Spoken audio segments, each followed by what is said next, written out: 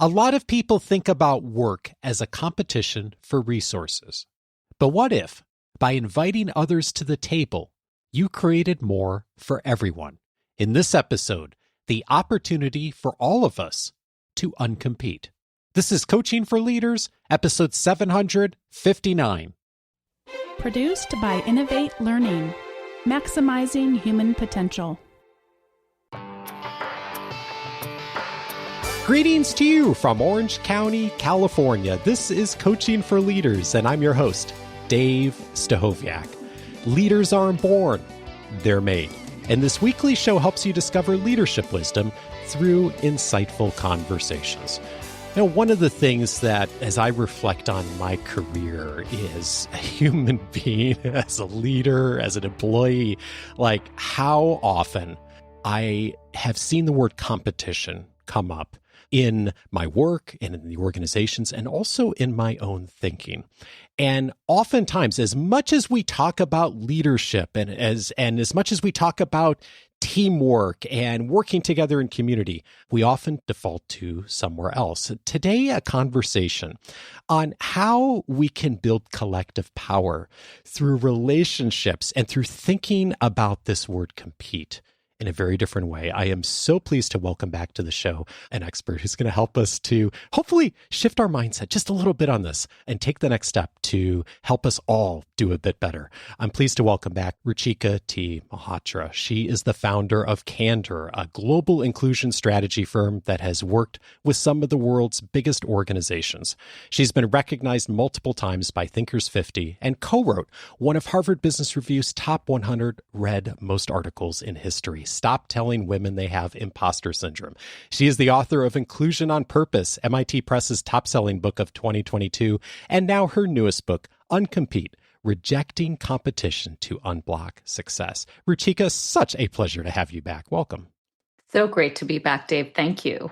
I would love to ask you about one of your friends to start off. You know, so often, as much as we talk about collaboration and teamwork, as I mentioned in the introduction, we do end up thinking about things individually. And one of your friends, I think, is just a wonderful example of the message you're sending in this book, Uncompete. Could you tell me a bit about her, and what is it about your relationship with her that has been such a blessing to you both?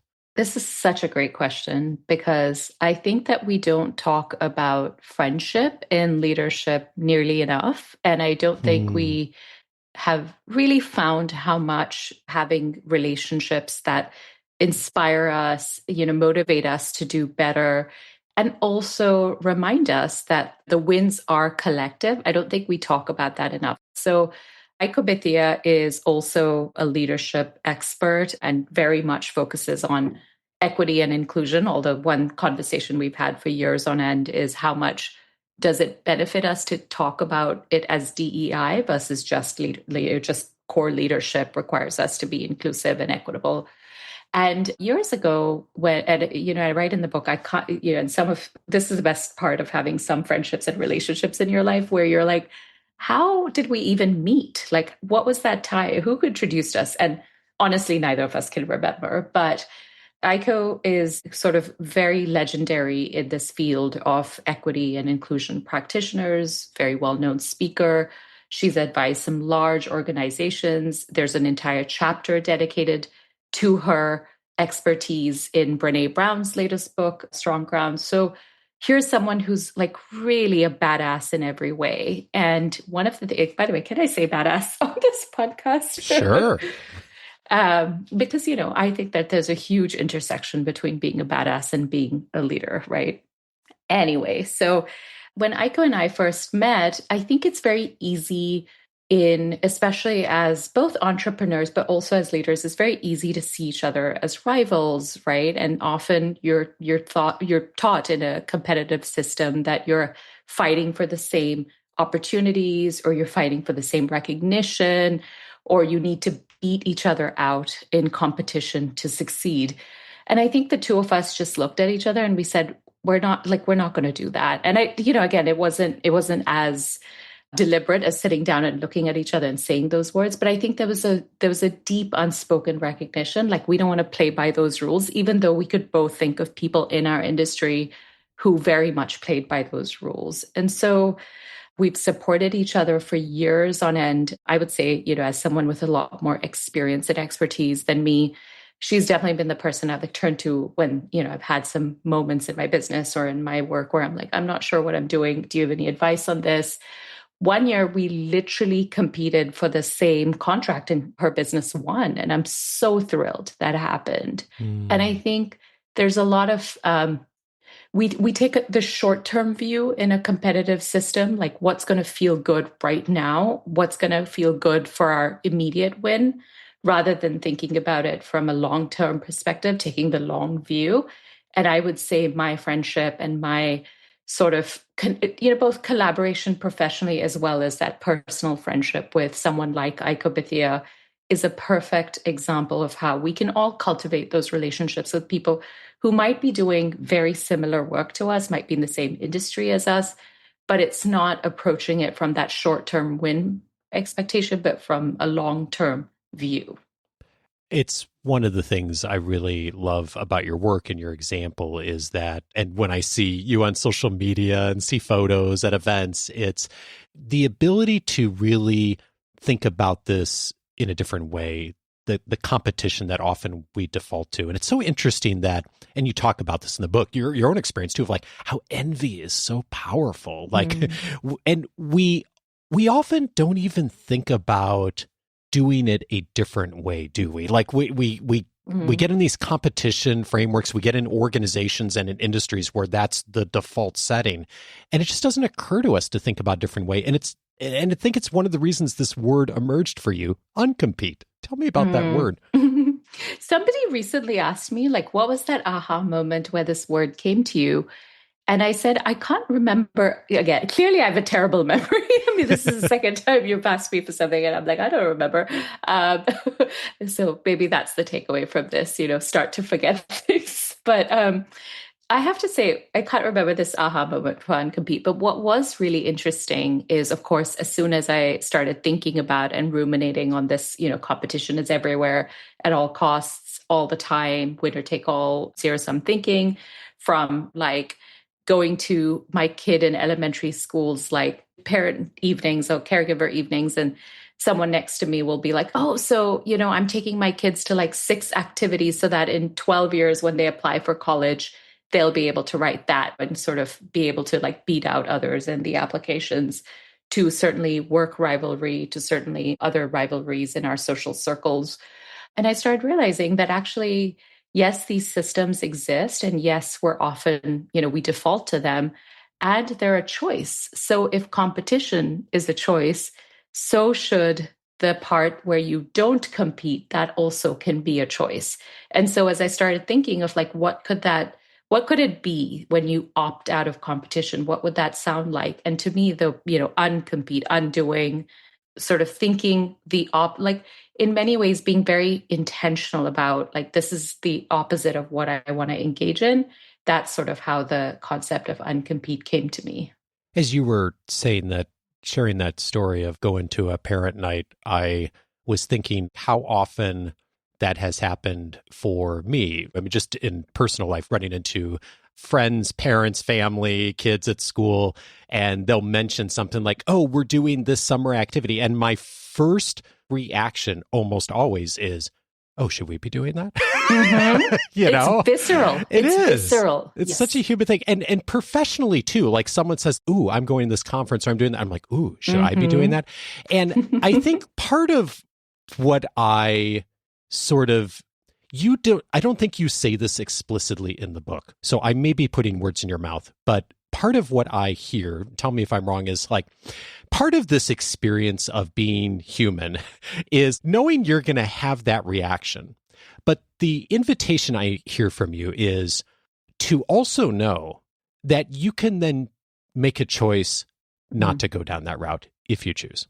And Dave, I bet you and I can both think of leaders we've worked with who do that, who kind of exemplify that, right? And they approach good news that they hear of people around them, including, again, people who they would consider peers, not necessarily employees or someone who's reporting up to them, who are like genuinely excited for other people's wins, right? And And I have to say, I'm really inspired by people like that. I mean, Aiko is a good example. There are others I write in the book where you kind of know when you're around the folks who say, like, I'm so thrilled that's happening for you. I can't wait to hear more, versus the ones who are like, oh, I'm so jealous. Oh, like how did that even happen? And I think that there's something here where when you model that, especially, I mean, most of all, as leaders, I think we have a real opportunity to model this. I think we can all also think of leaders where that scarcity, part of some of the sort of frameworks that are, or the foundations of competition as we see it in our society today, include scarcity thinking, zero sum thinking, winner take all approaches.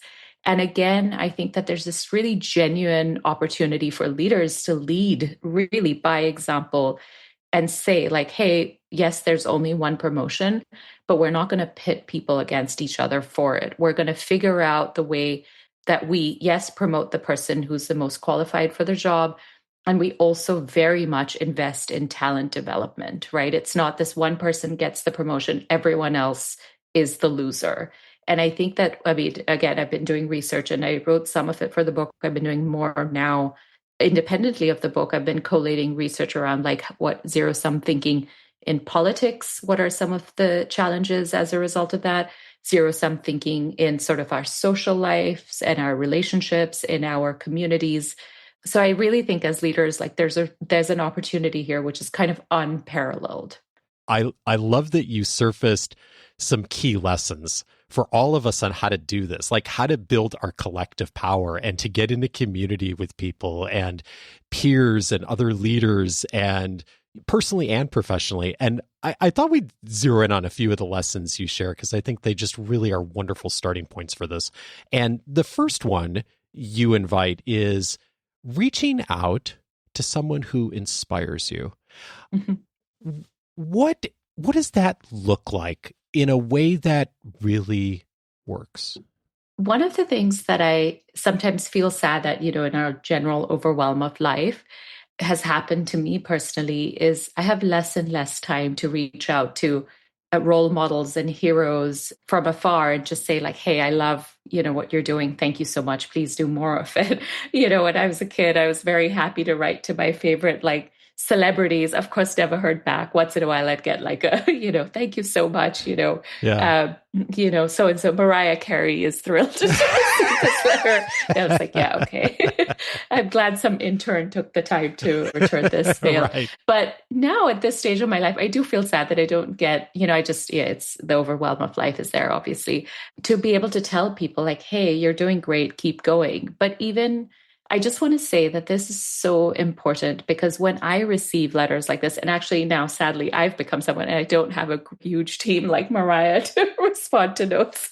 But when I receive a note, even if I don't respond, or I don't have the bandwidth to respond at that moment, I will still always carry it with me that someone appreciates what I'm doing. And so I do think that, again, in a competitive society, so much is focused on what am I doing personally and how do I get ahead personally, and less about like what are others doing that inspires us and how can we cheer them on. And so with this part of the book, what I really wanted people to take away is, can we reach out to someone who inspires us? It could be one person really, like, given your bandwidth, it could be one person a year, but a peer who could be in the same industry as you, someone who's doing something that's exciting in a field that maybe you're trying to get into, but someone who excites us, and then we really just genuinely compliment them, tell them what we like about them, what we admire about them quite specifically, and that's it, right? It's not, I love what you're doing, by the way, do you mind having a look at my resume, or by the way, should we build like a business connection? But it's this reminder that not every relationship needs to be about getting something from someone immediately. It's about building sort of collective power where you connect with someone you genuinely admire. You write on this, praising someone for something awesome about them without an accompanied ask is so rare. And I think about what you just said, and like you, I'm in a place of privilege that I get notes from people, and oftentimes there's a nice message and there's an accompanied ask with it, which is like very privileged to get, and I try to help wherever I can, of course. Like you, I run into the bandwidth issues as well. The notes that really catch my attention, though, are the ones that are just as you described. Like someone reaches out and either personally or professionally, and they express some gratitude for something, whatever it is. And it's just that. And wow, like those are the ones I always try to respond to. But even if I don't, it's so meaningful. And oftentimes those are the places where a relationship does start and does build. And those are the people that are so fun to build those relationships with because they are thinking about it from a relationship first standpoint. Absolutely. And I think, again, we have to remember how rare it is. I think there's this belief that like, oh, they're not even going to care. But it is, I mean, I was somebody who's really been inspiring me recently is a recent author, Megan French Dunbar, and she wrote 75 handwritten notes to people to thank them for being part of her like launch and book community and other people who were just interested in the work that she was doing. And I literally thought to myself, 75 handwritten notes. And she's like, yeah, like in a world where people get, one or two word DMs, like imagine what a handwritten letter can do. And that was really inspiring to me. You invite us also to display genuine curiosity as we're building collective relationships and we're starting there. When you think about doing that, how do you do that? What kind of questions do you ask? Great question. I have to say, one of the things that did surprise me about American culture, so I'm an immigrant. I was born in Singapore and I'm still Singaporean. I have to say, one of the things that was surprising to me is that overall, and I hate to generalize because obviously I've met some incredible people who display such genuine curiosity. But I think there's research to show that we're much less curious than we've ever been before, right? And there's much less like genuinely trying to understand, like, if you're different than me, where does that difference come from? And what is your point of view? And how can we connect? Maybe there are more similarities than differences. So I have to say, one of the things that I'd love to see more of, and one of the things I think is a through line between all the work I've done, is displaying genuine curiosity. And so as it relates to building collective power, and as when you've connected with someone who you really imagine they're going to be part of my community, I'd love to be in community with them. I'd love to maybe build something. Maybe we can just support each other. I really like to ask variations of questions like, what is the purpose of your life? How do you define success? How does impact making factor into your life? Are you a collaborative person? And what does that actually mean to you? And I think you can gauge a lot from people from those answers. And obviously they're big questions and not everyone's going to have, maybe some people haven't even thought about it. But I think when you hear what people are kind of grappling with or thinking about in terms of what they want their life to look like, it can really fuel true connection. You have such a better perspective on this than I do, as having lived in different countries, and I've only lived here in the States. And as you were saying that, I was thinking back to a book I read by John Steinbeck like 25 years ago. It's called Travels with Charlie. And it's supposedly a nonfiction book, although some of it I think is fictionalized. People have decided that. And it's his story late in life of taking his dog on a road trip around the United States and the experience of just showing up in random places and like what that was like. And it sounds super boring, but it's actually a really interesting book.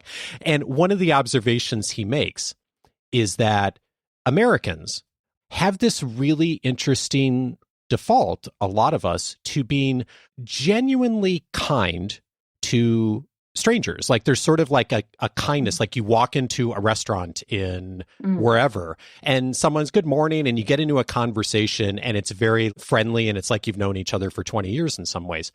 And as I think about that and what you just said, I think sometimes we confuse that with curiosity. And as I've watched more of those interactions over the years and had more conversations like the one I'm having with you right now, where we like really go into depth on things, I think, well, yes, and is we often don't get to questions that are actually meaningful and get to depth. And I think we confuse the two. And it comes all the way back to what you just said a moment ago. Those questions you asked those are questions that, like, yes, you start with the small talk and the casual things, but you actually get to a place where you're willing to ask that second or third question and get to a place of depth with people. And that's what really genuine curiosity is. Thank you for sharing that. And, the interesting thing is, so this also kind of links to my origin story. So as an immigrant to this country, you're often taught, like, okay, build connection and community with people who look like you or who have had similar experiences than you. Sure. But if you just go with that sort of surface level kindness sort of connection, if we're talking about like true curiosity, it's only in being curious that I realized and asked good questions, I think, about values alignment in different ways, that I realized that a lot of my community was very much built among people who don't look like me and who haven't had the same experiences as me, as me, and who really, like, in many ways, it's like, like, how did the two of you end up as friends? And I think that curiosity is so important to build and bridge relationships across difference. And I think, again, what more important thing to talk about in this time than that bridging of those gaps and those differences. Yeah, indeed. Well, the first two invitations we talked about, of reaching out to someone who inspires you and displaying genuine curiosity, I hope people take to heart. And I also think, like, most people would say, okay, I've heard that advice before. That doesn't surprise me. I think the third one might surprise people a little bit, though, which is, and particularly in a professional space, you say, once you've built trust, talk numbers. Tell me about that.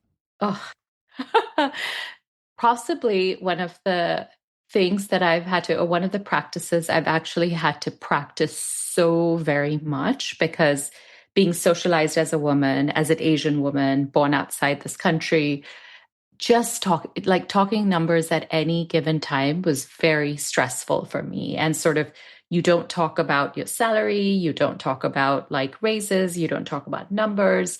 I was one of those very typical, sort of, the data show that I walked into many of my first few workplace negotiations, and I didn't negotiate. I was just like, oh, you want to give me this? Yeah, sure. Okay, great. And then later people were like, why didn't you negotiate? So, and there is a lot of like challenge with this, of like not wanting to appear unlikable. And I know there's a lot of data around gender and how gender plays into this as well.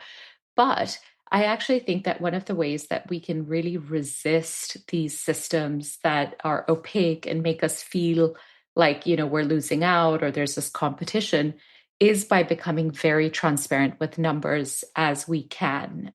And I think what that has meant for me, it's always been easier to recommend and ask on other people's behalf. So if someone comes up to me and says, hey, do you know someone who would be a good speaker or a consulting project, or I'm trying to hire an executive director or a leader for my organization, I'll always ask, hey, what are you paying, right? And what are the numbers we're talking about, and relay that.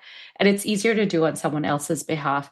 But I actually have started not only becoming better at doing that for myself, and this is part of, as you grow as a leader, as a business owner, you get more comfortable with it, but also then turning around and saying to people, hey, here's how much I got paid for this. I hope you're getting paid this much or more even.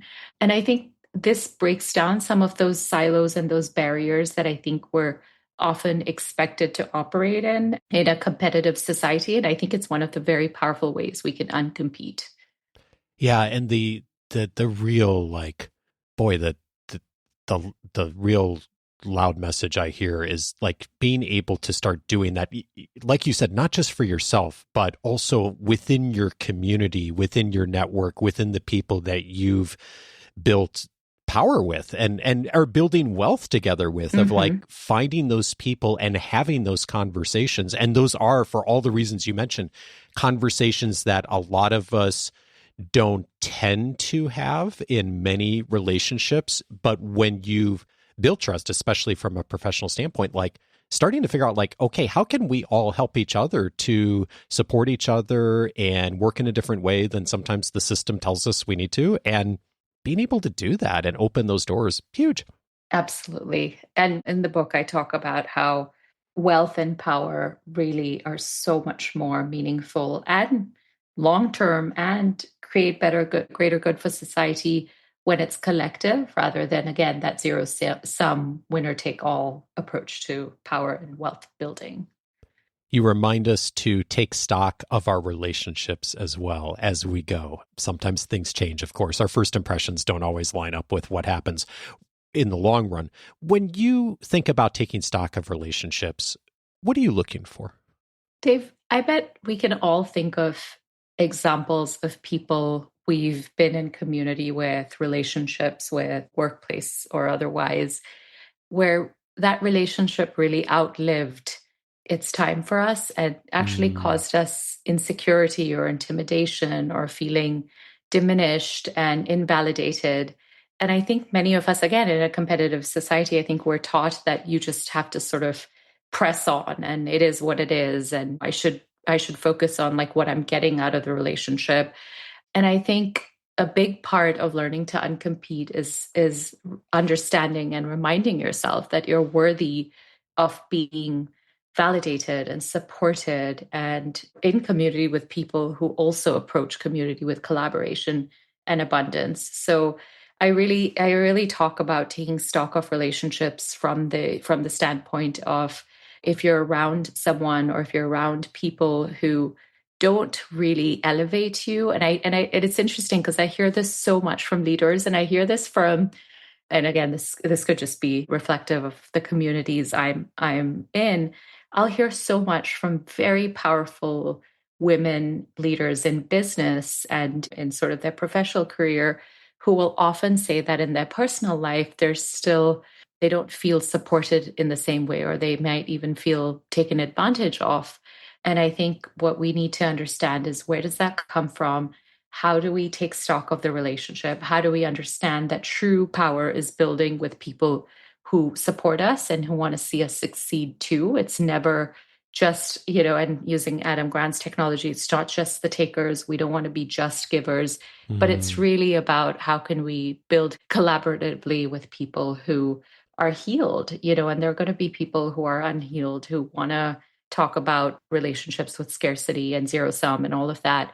And it's really about saying, no, I'm going to set those boundaries with them. You write on this, I've worked to build strong partnerships with people who say the right things about collaboration and abundance, but then follow up with actions that don't align with those words. And the reminder I'm getting from that is like, sometimes like someone says all the right things and then we get 3 or 4 months into a relationship, like the actions don't really line up with the things that they're saying. And the reminder for myself is like, okay, when I see that is like, that's okay. And that's also a time to just maybe move on and to really watch for like actions over time. Do the actions line up with what someone espouses? That's so true. And I have to say, this is one of those parts of leadership I don't think we always talk about because it's tricky and it's hard. And it's also something we don't want to admit. But those relationships that give us, discomfort or pause, we really have to lean into the instinct. And if possible, once we extricate ourselves from it, once we set those boundaries, it is important to ask yourself, what is this teaching me about my leadership?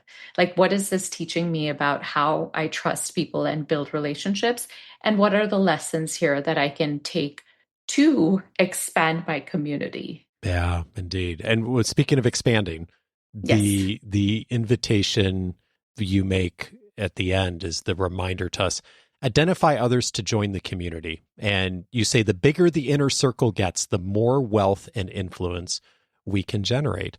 And I'm thinking about just my own experience of being intentional of creating some communities like this in my own life. And you can get a good amount of the way through doing that and then sort of forget, this is just me. Like, I don't have to like stop just with this group. I could actually invite more people into this group. And sometimes like, at least I don't think to do that. And this, like, I love the reminder just to remind us like, okay, expand.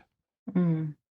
We can, and I think there are two things here. One is I think there's a reminder that we must learn to expand. And you're so right. I'm the same.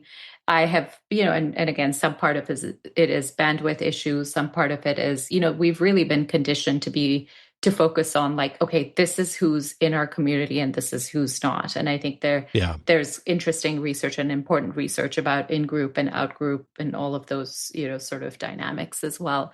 But I think for me, what I'm really trying to say with this isn't to tell people, especially busy people, especially leaders, hey, you should sit down and do much more work in your life to expand the circle.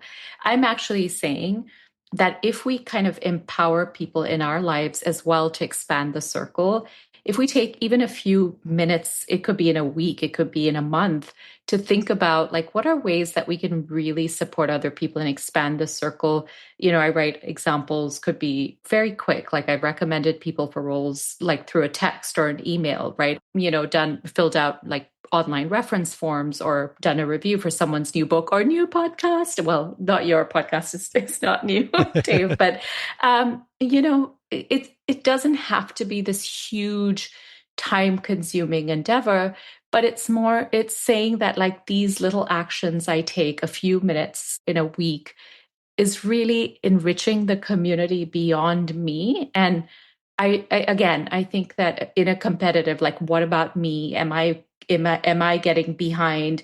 Is my book doing as well as the other person's book? Is my podcast reaching as many listeners? Am I climbing the ranks as quickly as my peers at work? I think that genuinely takes away from us being able to think about expanding our community. And part of what I'm recommending here is resist that urge and be very intentional about choosing a different way. You were last on the show a couple of years ago, and we talked about inclusion on purpose. And congratulations on all the traction the book's gotten. So cool. And you've done a ton since then. And of course, this new book, you've advised so many organizations. As you reflect on the last couple of years, I'm curious what you've changed your mind on since then. This is so hard. There are many things I've changed my mind on. I think in writing this book, actually, it's not that I would say it's not that I approached the world with the belief that people weren't genuinely good generally. I mean, I did, but I have to say, when I wrote this book and as I wrote this book and as I looked for research and examples, maybe it's confirmation bias, but I definitely changed my mind on that there's still a significant percentage of people around the world out to get you. And I think what I did is, as in writing this book, I really started looking for examples and being reaffirmed that actually largely people are genuinely good. And I know, especially people who've traveled a lot, someone like the late, great Anthony Bourdain said, most people in the world are so much more similar than we are different. And again, this is something that I think there's a part of me knew, but I can say for sure that I completely, like, I was very, very affirmed in this belief when I wrote this book and in this sort of activities leading up to promoting the book as well. Ruchika T. Malhotra is the author of Uncompete, Rejecting Competition to Unlock Success. Ruchika, thank you so much for your work and sharing it with us.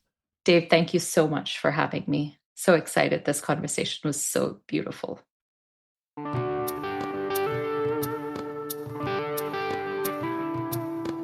I grew up with the worldview that working in an organization was not about how much money you could make or getting the biggest title or winning at every opportunity. But those things were tactical considerations at times, of course. But the real driver of work and the purpose behind work was to make things better for the people you serve, to make the world better in some way through your organization and industry and work across industry in some cases. And as a result, I've found along along the way that I don't always have alignment with others on that worldview. In fact, I found that what Ruchika and I talked about today tends to be often in the minority of how a lot of people think about work and competition. And perhaps you're there too. And if you are, it's a very normal view to have of thinking about competition and how we position work. And I would invite you, if something resonated in this conversation, something you may want to try is just to experiment a little bit. When I have seen folks experiment with some of the things that Ruchika talked about today, oftentimes it opens up an opportunity to do more for the world, to open up the table a bit, to bring others in a way that helps support everyone, and often brings in some really cool opportunities, not only for others and for the organization, but also comes back to you too in some really neat ways. If this conversation was helpful to you, I hope that you'll also check out 3 other conversations. One of them is episode 556, End Imposter Syndrome in Your Organization. Jodi Ann Bury was my guest on that episode. I'm thinking about her because she was the co-author with Ruchika of that Harvard Business Review article that I mentioned in the introduction. We talked in detail about imposter syndrome and that term that comes up for so many of us, and we think about it often in terms of ourselves. What we don't often think about is how the organization influences that and actually maybe triggering that in many cases. Episode 556, we do a deep dive on that, of how us as leaders can do a better job of supporting so many in our organizations and being able to end imposter system, or at least be able to reduce it pretty substantially.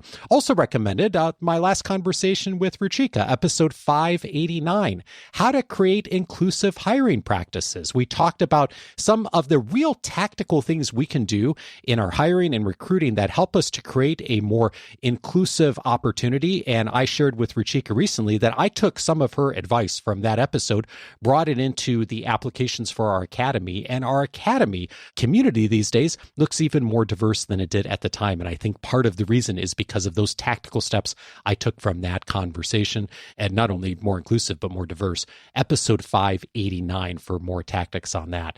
And then finally, I'd recommend episode 641, Doing Better Than Zero-Sum Thinking. Renee Maborn was my guest on that episode, co-author of the blockbuster bestseller Blue Ocean Strategy and several of the follow-up books. We talked about non-disruptive competition in that conversation, that what an opportunity for so many leaders today, rather than trying to compete for scarce resources, to look for the opportunity to compete in totally different ways, and actually not even compete, but actually to do it in such a way where you don't disrupt existing industries and organizations. We talked in detail on episode 641, a great complement to this conversation.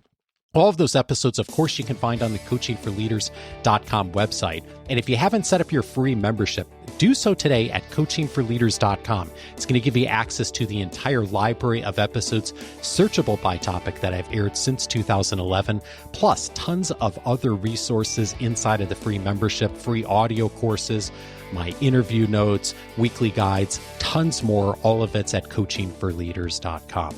Coaching for Leaders is edited by Andrew Kroger. Production support is provided by Sierra Priest. Next Monday, I'm glad to welcome Shannon Menifee back to the show.